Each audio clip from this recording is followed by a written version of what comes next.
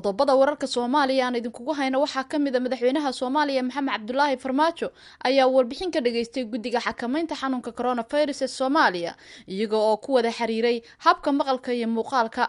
madaxweynaha ayaa ku amaanay guddiga hawlaha ay qabteen iyo sida ay ula wadaageen warbixinada. waxaan ku faraxsanahay caawa mar kale in aan idinkala soo qayb galo kulankan ama video conference loo yaqaano oo habeen walba aad ku kala qaataan wax alla wixii xog ah ama report ah. xaqiiqatan reportka caawa aad siiseen oo aan idinka dhageystay waxa weeye mid aad iyo aad dhaxalgal u ah oo faahfaahsan hadday noqoto dhanka wacyigelinta, hadday noqoto dhakhaatiirta hawsha ay hayaan, hadday noqoto culummada runtii hawsha ay ku dhex jiraan iyo guud ahaanba guddigan ka hortagga cudurkan COVID-19 oo uu ra'iisul wasaaraha uu horseedka u yahay ama hoggaanka u yahay iyo golaha wasiirada oo runtii qayb ka ah ay ugu horeyso wasaaradda caafimaadka. aad iyo aad yaan runtii dadaalkiina weyn committed ka ah ama commitmentiga ah aan idinkaga mahadcelinayaa. waxaan rabaa inaan u mahadceliyo iyadana dowladihii runtii ka soo jawaabay codsigeena ka soo jawaabay. welina waan wadnaa inaan dowladda kale la hadalno si ay noola soo gaaraan kaalmo.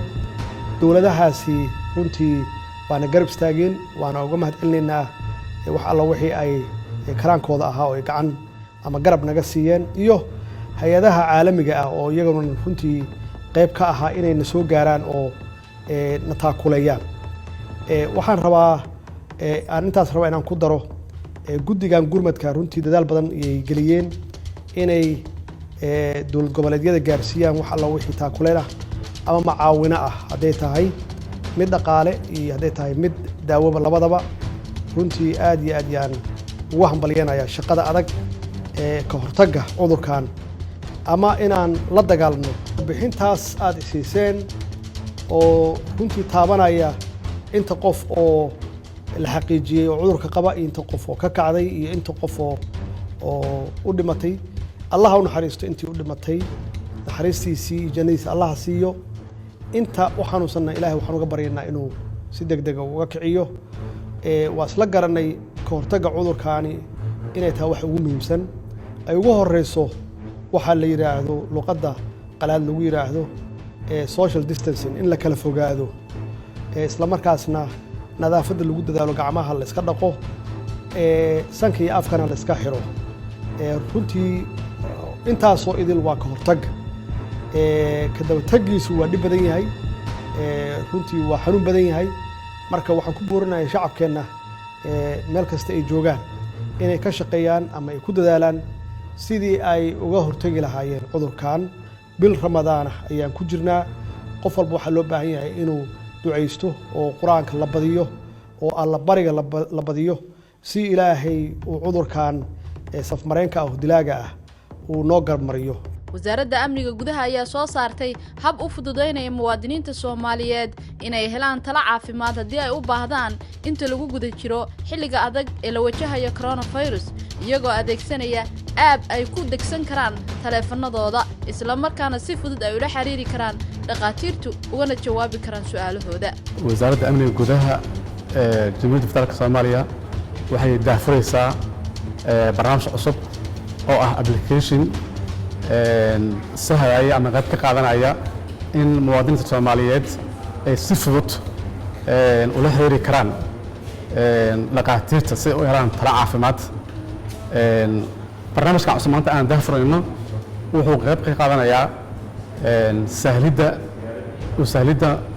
shacabka Soomaaliyeed meel walba ay joogaan in ay si fudud u soo download-garaystaan applicationkan, isla markaana ay u raacaan istabyada la sheegi doono. kadibna waxa u fudaan doona inay ogaadaan xaaladooda caafimaad, haddii ay dareemaan qandho, haddii ay u jiro qufac, haddii uu jiro astaamo kale ay ka cabanayaan, inay heli doonaan talo caafimaad. oo waxaa diyaarsan dhakhaatiir isla markiiba siinaysa talo caafimaad qofka muwaadinka ah mar allaale markuu programkan download-garaysto uu raaco tilmaamaha. wax weyn ayuu ka tari doonaa hawsha noo socotay oo ahayd in dadku ay soo wacaan call centerska kadibna ay tala caafimaad weydiistaan. xarunta ka shaqeeyna waxa waaye xarunta 449 qaasatan waxaa joognaa qaybta follow-up-ka loogu talagalay. xaruntan waxa waaye waa xarun bulshada u adeegayso oo waxay ka kooban tahay 2 qaybood. qayb oo bukaanada soo wacayaan oo bukaanada cabashadooda la soo qabanayo iyo qayb oo follow-up-ka. hadda maanta waxaa daahfureynaa oo nolol daahfuray anagoo naga caawinayso wasaaradda amniga application fududeey doono bulshadii inay cabashadooda ku soo gudbiyaan ayagoo applicationkaas mobilada ku isticmaali doono. dan kadib waxay ku qori doonaan qofkii waxyaalihii calaamadii isku arkay. dan kadib qofkaas uu gurigiisa joogo oo wuxuu noo soo diri doonaa markaas applicationka marka ugu dambeeyo reportka dhameeyo wuxuu dhihi doonaa okay. dan kadib anaga computer noogu soo dhici doontaa xogtiisa dan waa qiimeyn doonaa bukaanka xogtiisa waxaa noo kala baxay markaas inay noo noqoto 3 qaybood. bukaan xaaladiisa iska dhaxad tahay, bukaan xaaladiisa normal tahay u baahan in guriga lagu la tacaalo, iyo bukaan u baahan emergency in loo diro gargaar loo fidiyo. dan kadib marka xaaladda qiimeeno isla markii bukaanka waxaa sii doonaa jawaab ku habboon oo anigu haddan isticmaalayna through haddana technology. dan kadib waxaa dhihi doonaa bukaanka warbixintaada waa helnay arrintaasana kuu qabanay.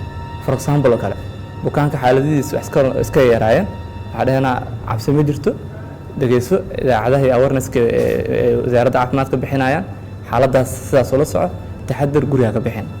bukaankaas dhahno waa la hayaa tookadan wuxuu u baahnaa in loo sameeyo gargaar degdeg ah oo xaaladiisa si hor way ka soorantaas. waxaa dhihi doonaa walaal waxaa jirada waa xanuunsan tahay. dan kadib xaaladaada mar walba mar ka dambeeyo waa la soco doonaa ilaa oo kaa ogaano in xaaladaada soo horeysay in kale. kaasoo kale waxaa dhihi doonaa markaas waxaa balmin doonaa waxaa dhihi doonaa every 2 hour ama every 3 hour oo kusoo wici doonaa saa xaaladaada u qiimeeyaan. bukaanka saddexaad wuxuu noo noqon doonaa bukaan markuu nala soo xiriiro xaaladiisa markaa qiimeeyna kadib aa u aragnay bukaan isla hadda u baahan in loo fidiyo adeeg caafimaad. bukaankaas kale waxaa u sameynaa inaan ambulance u diyaarino, tiimka emergency hospitalka wargelino, dan bukaanka sida u dhaqsiyaha badan aan ku gaarno. dan kadib qaabkaasaa u sameynaynaa. dan bukaanka waa la soo qaadaa waxaa loo diri doonaa hospitalka. labada bukaan oo kale oo aan dhahnay kii aan dhahnay waa isdeji aan dhahnay kii kale haddii u baahdaan ay naga codsadaan in loo sameeyo baaritaan waxaa ku xiri doonaa xarumihii loogu talagalay ka heli lahaayeen baaritaanada anagoo u qaban doono balantaas qofka waxaa jecelnaa markaas inuu ku imaado. qofka hadduu waqtigiisa u gaari waayana dib aa loo wici doonaa oo la isi doono balantii waa la gaaray bal nala ogaado. applicationkan cusub wuxuu naga caawin doonaa markaas arrimahaas oo dhan inay si fudud u helno. beledweynena ganacsato iyo dadweyne isxilqaamay ayaa u istaagay samaynta biyo-xireen weyn oo lagu doonayo in looga hortago fatahaado kale oo ku dhufta magaalada beledweyne. sanad walba beledweyne waxay wajahdaa fatahaado khasaaro naf iyo maalba geysta, waxaana tilaabadan ay noqonaysaa mid dadku isaga difaacaan fatahaadahaasi. intaas ayaan ku soo koobaynaa warbixinadeenni ku saabsanaa Soomaaliya. markii kugu horreysay hadday tahay fadlan subscribe, haddii aad nala joogtayna gambaleelka taabo. tani kulanti dambana nabadgelyo.